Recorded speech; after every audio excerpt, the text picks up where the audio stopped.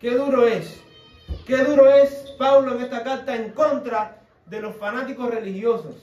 Qué duro es Pablo en contra de aquellos que no tienen a Cristo y solo a Cristo como el centro. Vamos a la carta a los Gálatas. Ya las páginas de su Biblia, ya la parte de, ya usted sabe, si tiene una aplicación en su teléfono, ya usted tiene que saber dónde está Gálatas con los ojos cerrados. La memoria muscular, el dedo tiene que irse solo para ahí porque ya es todos los domingos por todo un año. Comenzamos en enero y estamos ya a punto de entrar en diciembre y estamos ahí en Gálatas todavía. Gálatas capítulo 6, versículo, vamos a empezar en el 11, vamos a terminar ese mensaje que no logramos concluir. Así que vamos corriendo a Gálatas.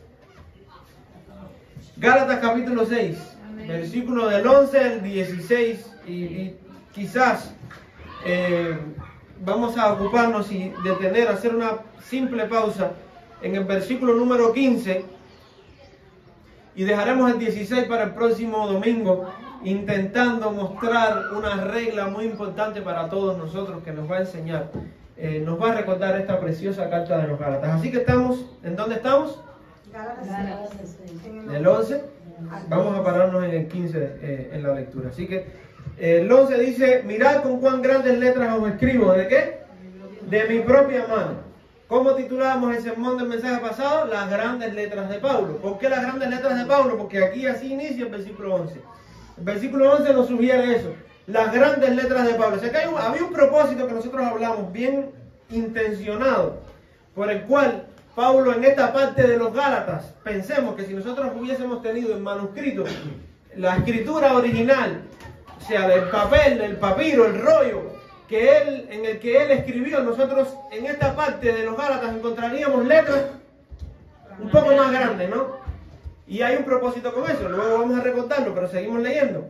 Mirad con cuán grandes letras os escribo de mi propia mano. Todos los que quieren agradar en la carne, estos os obligan a que os circuncidéis solamente, ¿para qué cosa? No padecer persecución por causa de la cruz de Cristo. Porque ni aun los mismos que se circuncidan guardan la ley, pero quieren que vosotros os circuncidéis para gloriarse ¿en qué?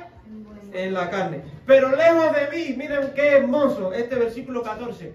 Lejos de mí, lejos esté de mí gloriarme, sino en la cruz de nuestro Señor Jesucristo, porque en el mundo me has crucificado a mí y yo al mundo. Porque en Cristo Jesús, qué profundidad, qué madurez, qué preciosura de fe es la que exhiben estos versículos 14, versículo 15, cuando nos dice, porque en Cristo Jesús ni la circuncisión vale nada. ¿Cómo así? Ni la incircuncisión, sino ¿qué cosa es lo que vale? Sino una nueva creación. Y esto atenta contra todo, esto es una pastilla, una cápsula contra todo tipo de religión, incluso contra la tuya y contra la mía. Esto es una cápsula en contra de la religión. Esto es antirreligión. Estos versículos son antirreligión completamente. Pero hay muchos que no prefieren. Quizás tú en tu vida de cristiano, si has escuchado predicar 3, 4, 5 veces de toda esta sección del capítulo 6, recuerda que aquí había contenido profundo. La ayuda a ser partícipe de toda cosa buena a aquellos que te instruyen. De ahí veníamos emanando una serie de enseñanzas que Pablo incluso se atreve a ir incluso mucho más profundo en el contenido. Y ahora le proporciona a los Gálatas ese medicamento, un antibiótico espiritual.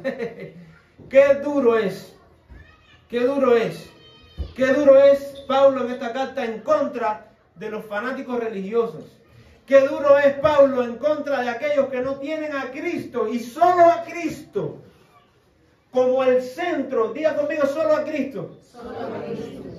Que no tienen. Qué duro es Pablo contra aquellos dentro de la iglesia, porque esta carta se mandó a una iglesia, no se mandó al mundo, a las personas de la calle.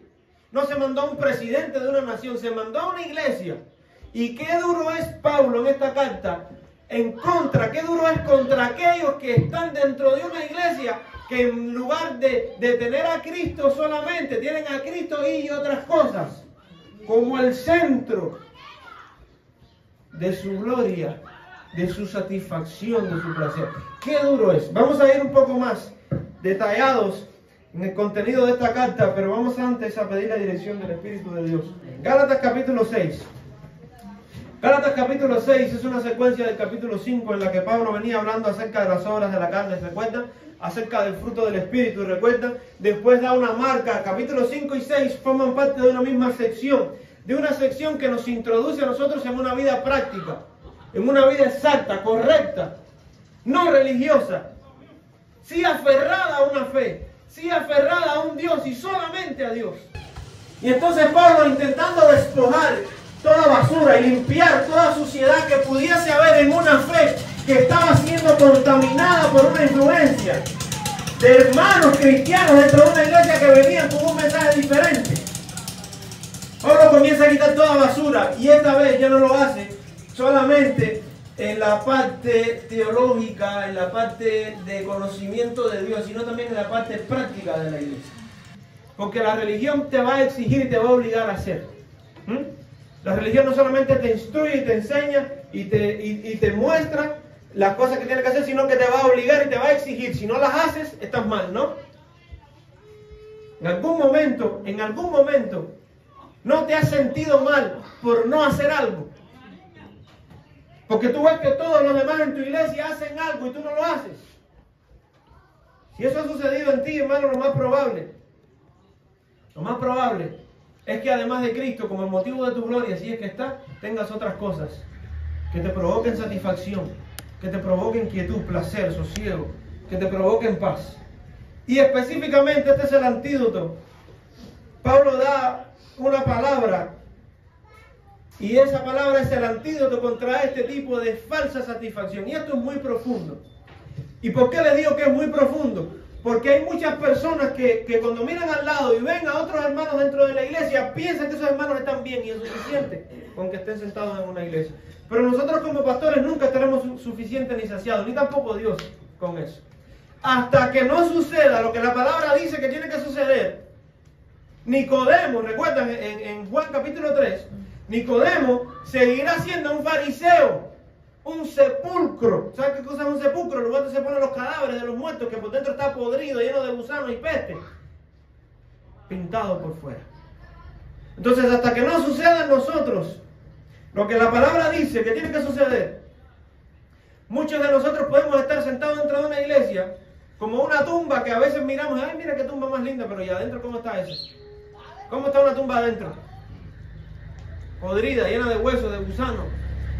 Y así muchos de nosotros quizás por fuera podemos aparentar y podemos sentirnos bien cómodos, porque nos vestimos bien como cristianos, porque nos sabemos 4 himnos como cristianos, porque visitamos la iglesia como cristianos, pero hay algo que es mucho más importante que eso. Porque quizás hacemos lo que los cristianos hacen. Y nos sentimos bien porque hacemos lo que los cristianos hacen. Todos en mi iglesia hacen así, nosotros no lo hacemos.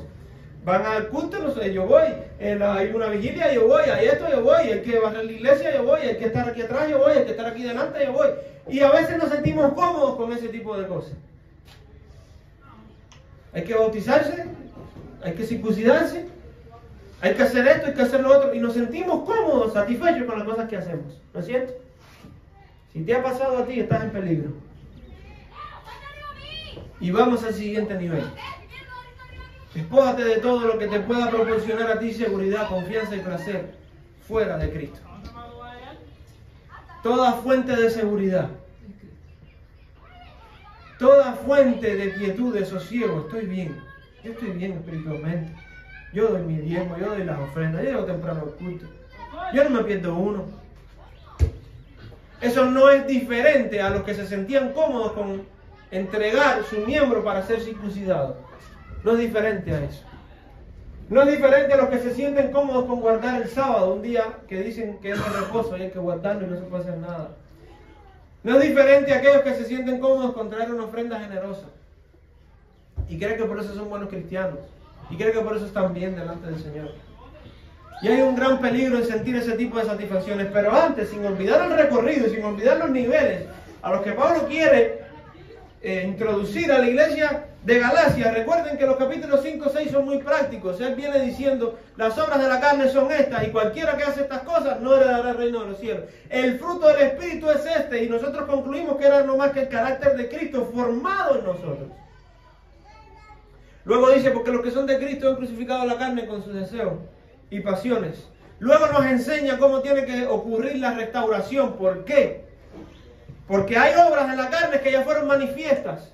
Y quizás alguno de nosotros en algún momento, arrastrado por esa carne, esté obrando de esta manera. Pero los otros que no obran de esta manera, ¿cómo deben de actuar y qué deben de hacer? Bueno, la palabra nos enseña, si alguno fuese sorprendido, recuerden en alguna falta, vosotros que sois espirituales, ¿qué tienen que hacer? Restaurarle con espíritu de mansedumbre. Entonces introduce a la iglesia en un nivel en el que la iglesia entiende cómo tiene que ocurrir la restauración de aquel que ha caído, de aquel que ha tropezado, de aquel que ha obrado según la carne. Pero después de eso, Pablo continúa diciendo y habla acerca de lo importante de hacer partícipe a los que instruyen.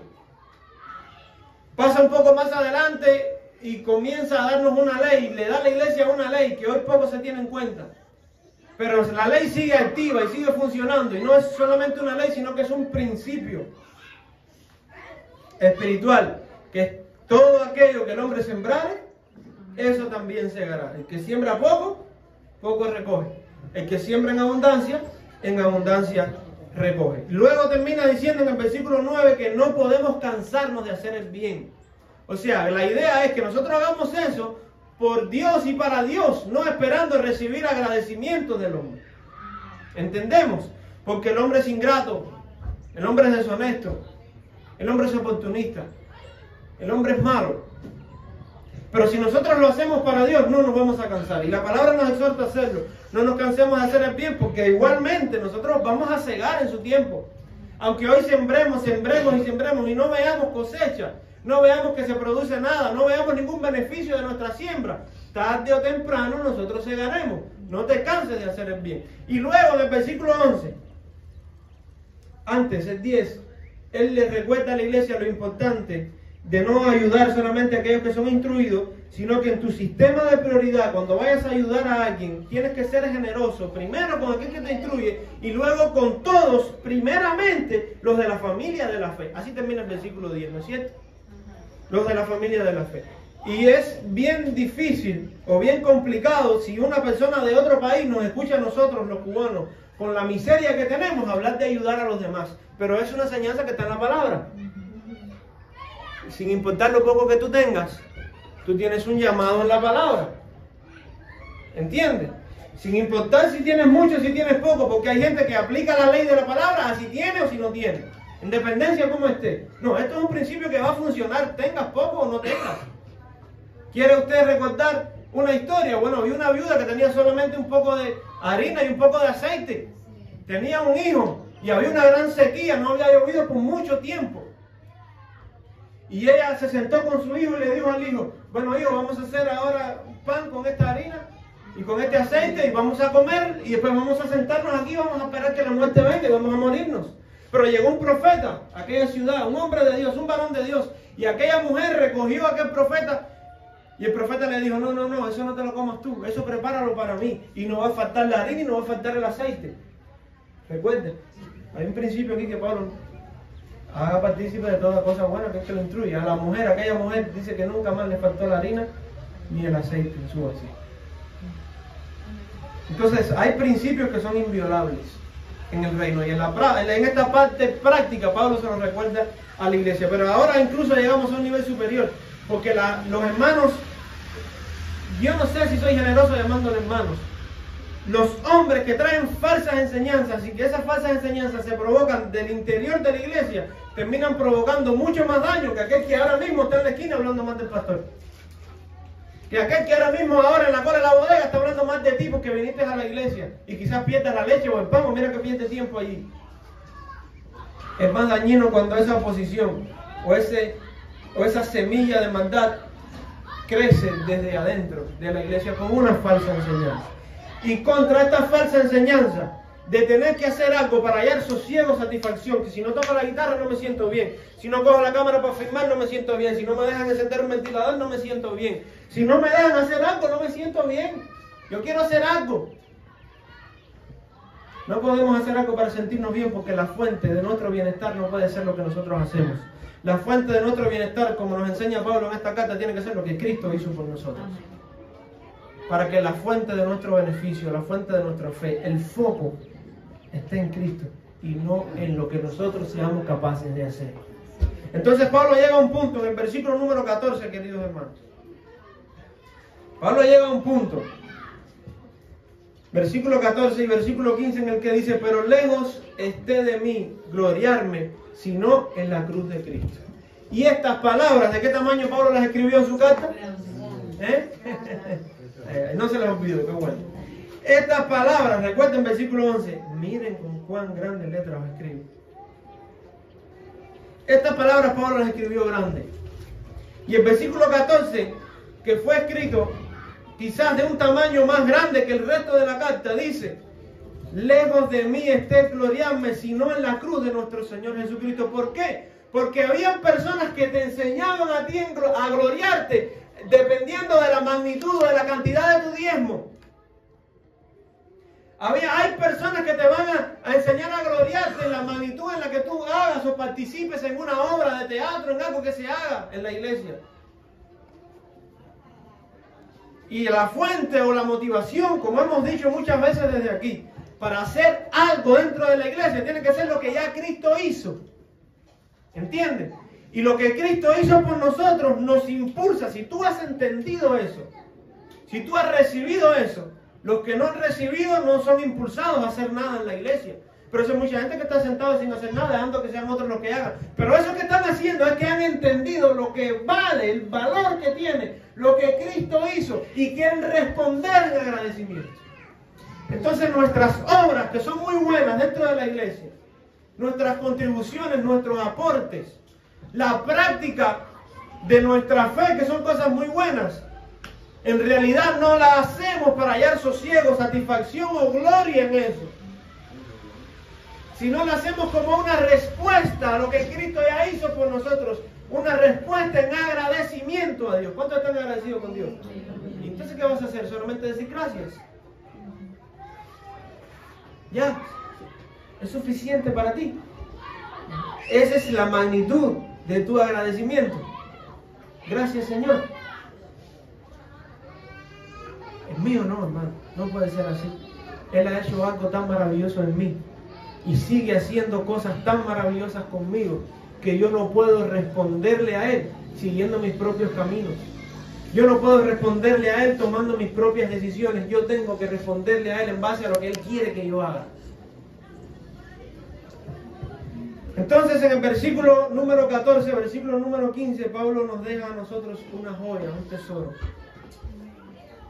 Y esa tiene que ser, y estas palabras tienen que perfeccionar nuestra fe. Dile que está a tu lado: perfeccionar tu fe. ¿Por qué? Porque para eso se escribió. Para que tu fe sea corregida. Para que tus prácticas sean corregidas. Para lo que te han enseñado sea corregido a la luz. Quien quiera que haya sido, sea corregido a la luz de esto. Porque ¿dónde pone sus ojos hoy el hombre? En los talentos, en las habilidades del otro, ¿no? O en las suyas propias. Qué bonito canto, o qué bonito toco, o qué bonito hago esto, o qué bonito hablo. Se sienten bien, ¿no? Y eso hace a los hombres sentirse bien, ¿sí o no? Sí. Y hace a otros que lo están mirando sentirse: oye, fulano, ¿verdad? Que es excelente. Fulano hace esto, otro. Y esas cosas son nuestro motivo de gloria. Esas cosas son nuestro motivo. No, yo me bauticé cuando tenía 12 años. Tu motivo, no, yo llevo en la iglesia 30 años. Yo me convertí, yo conozco a 64 pastores, pues esos son tus motivos de gloria. Esos son los míos. Esos son los motivos de gloria del hombre. Del hombre que no ha nacido de nuevo. Del hombre que no ha entendido la magnitud del sacrificio de Cristo en la cruz. Del hombre que no ha entendido el valor que tiene el sacrificio, lo que implica y los beneficios que nos ha proporcionado a nosotros el sacrificio de Cristo en la cruz. Y yo les voy a poner a ustedes un ejemplo para que ustedes entiendan tanta falta que nos ha hecho en todo este año la energía eléctrica en nuestros hogares, ¿no es cierto? La electricidad. Pero hay gente que entre nosotros quizás resuelve con una planta, ¿no? Con una planta eléctrica. ¿No es cierto? Algunos resuelven con eso, pero eso es una solución temporal, ¿no es verdad? ¿Quién puede mantener por 5, 10, 15 años y por toda una vida una casa así? Entonces, nuestros motivos de gloria, nosotros no son permanentes. No podemos mantenerlos, porque tiene que estar siempre generando para sentir sosiego, para sentir paz. Tenemos que estar obrando y actuando siempre, generando. Llega un momento que nos agota. Llega un momento en que ya no vamos a rendir, nuestras capacidades no va a ser la misma. Y te vas a desanimar porque ya no cantabas como antes, ya no tocabas como antes, ya no hacías las cosas como las hacías antes. Ya no tenías el papel activo, y esos son motivos de gloria de otros. Ya no tienes el papel activo que antes tenías en tu iglesia, en tu grupo. Ya no preparabas las cantatas aquellas que se preparaban, ya no hacías las obras aquellas que se hacían. Y ese era un motivo de gloria. Y lo que te movía y te impulsaba en la fe. Como a los Gálatas, que lo movía y los impulsaba en la fe, era aquella enseñanza que les decía, si no se circuncidan, ustedes no están completos. A ustedes les falta algo. ¿Cuál es el motivo de gloria alguno? Las lenguas y el balbuceo que aman. Los temblores y los remolinos que aman. Ese es el motivo de gloria. Mira qué clase de gloria, mira. Todas estas cosas quedan opacadas. Totalmente opacadas ante el brillo y la gloria de la cruz de Cristo. De lo que Cristo hizo contigo. Cualquier cosa que puedas hacer, escúcheme, hermano.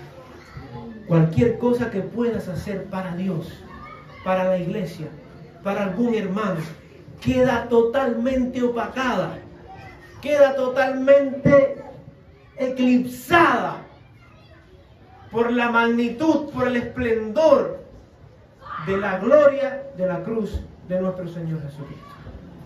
Por eso Pablo decía, lejos, pero esté lejos de mí. Esté lejos de mí el gloriarme. Lejos esté de mí el gloriarme, decía Pablo, sino ¿en quién? Lejos esté de mí el gloriarme, sino en la cruz de nuestro Señor Jesucristo.